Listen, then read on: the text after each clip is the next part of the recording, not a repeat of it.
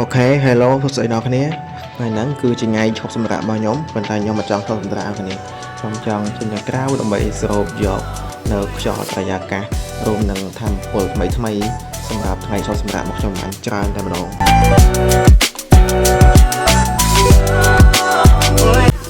នៅពេលខ្ញុំចាក់ចេញពីបន្ទប់បែបហ្នឹងធ្វើខ្ញុំមានអារម្មណ៍ថាខ្ញុំចាក់ចេញពីកន្លែងមួយស្ងប់ស្ងាត់កន្លែងដែលធ្លាប់អង្គុយសរសេរកូនអង្គុយធ្វើការម្នាក់ឯងទទួលយកបទពិសោធន៍ថ្មីមួយទៀតនៅខាងក្រៅអ្នកគ្នា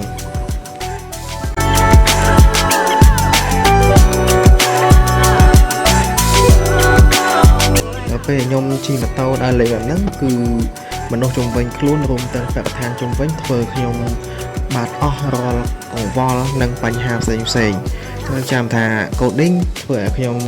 អាចដោះស្រាយបញ្ហាបានប៉ុន្តែជីវិតសាមញ្ញខាងក្រៅគឺបង្រៀនខ្ញុំឲ្យស្គាល់ពីអ្វីជុំវិញខ្លួនរបស់យើងទាំងអស់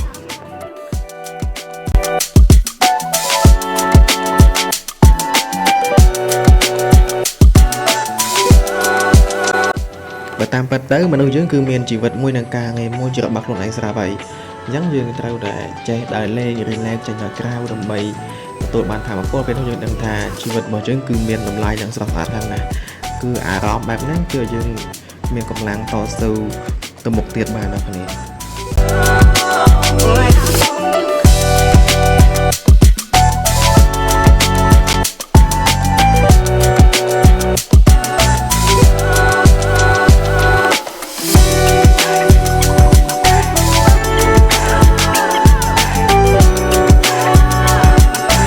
ហើយពេលថ្ងៃរំលឹកបែបហ្នឹងខ្ញុំក៏បានគិតផងដែរថា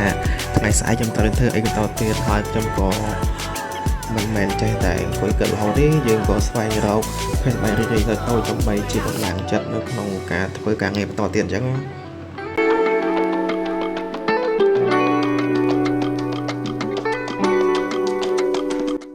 អរគុណអ្នកគ្នាបើសិនជាអ្នកគ្នាពេញចិត្តវីដេអូនេះកុំភ្លេចជួយ like ទាំងជួយ subscribe ម្នាក់មួយផងដើម្បីទទួលបានវីដេអូថ្មីៗបន្តទៀត